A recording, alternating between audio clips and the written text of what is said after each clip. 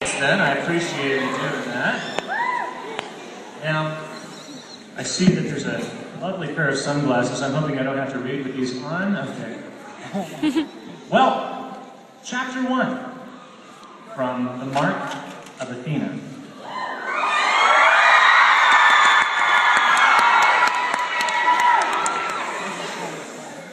Until she met the exploding statue, Annabeth thought she was prepared for anything.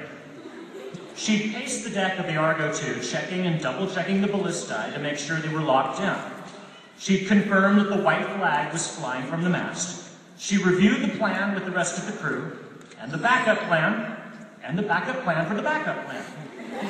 Most importantly, she pulled aside their war-crazed chaperone, Gleason Hedge, and encouraged him to take the morning off in his cabin, watching reruns of mixed martial arts championships. The last thing they needed, flying a magical Greek trireme into a potentially hostile Roman camp, was a middle-aged satyr in gym clothes waving a club and yelling, "Die!" Everything seemed to be in order. Even that mysterious chill that she'd been feeling since the ship launched seems to have dissipated for now. The warship descended through the clouds, but Annabeth couldn't stop second-guessing herself. What if this was a bad idea? What if the Romans panicked and attacked on sight? The Argo II definitely did not look friendly.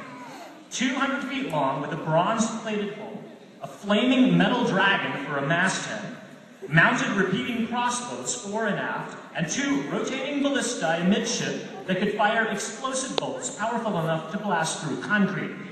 Well, it wasn't the most appropriate ride for a meet and greet with the neighbors. Annabeth had tried to give the Romans a heads up. She'd asked Leo to send one of his special inventions, a holographic scroll, to alert their friends in the camp. Hopefully, the message had gotten through. Leo had wanted to paint a giant message on the bottom of the hull. With a smiley face. But Annabeth had vetoed the idea. She wasn't sure the Romans had a sense of humor. Too late to turn back now. The clouds broke around their hull, revealing the gold and green carpet of the Oakland Hills below them. Annabeth gripped the bronze shields that lined the side of the starboard railing. Her 3 crewmates took their places. On the stern quarterdeck, Leo rushed around like a madman, checking his gauges and wrestling with levers. Most helmsmen would have been satisfied with a pilot's wheel or a rudder.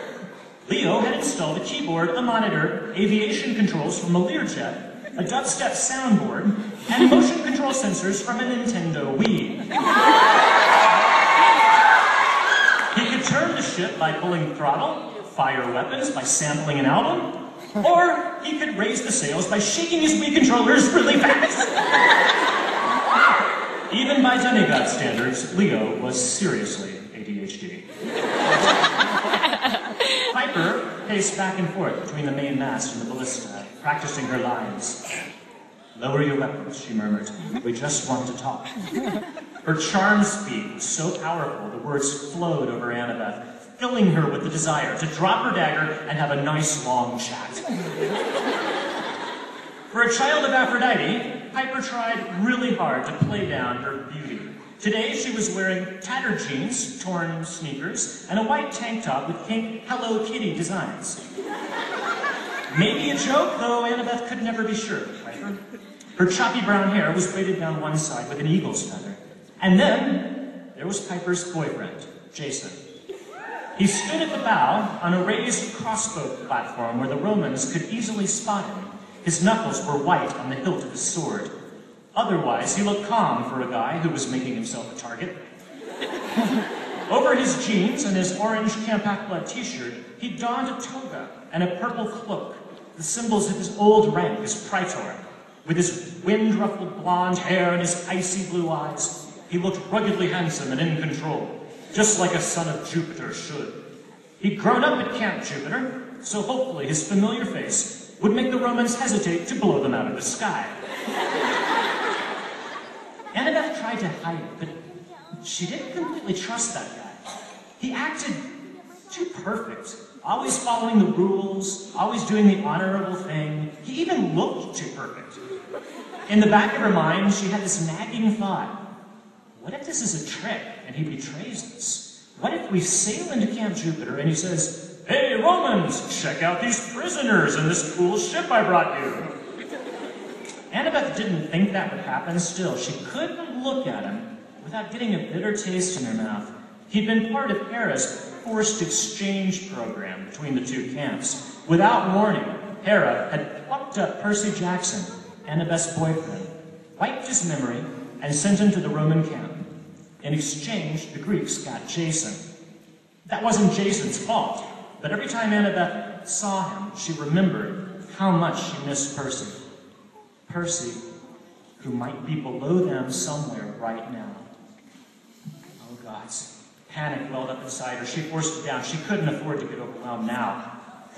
I'm a child of Athena, she told herself. I have to stick to my plan and not get distracted. And then she felt it again. That familiar shiver, as if an evil snowman had crept up behind her and was peering over her neck. She turned, but of course no one was there. It must be her nerves. Annabeth wished she could pray to her mother for guidance, but that wasn't possible. Not since last month, when she had the worst encounter with her mom ever and gotten a terrible, terrible present. The cold pressed closer. She thought she heard a faint voice in the wind, like laughter. Every muscle in her body tensed. Something was about to go terribly wrong. She almost ordered Leo to reverse course, and then, in the valley below, horns sounded. The Romans had spotted them. And that's the beginning.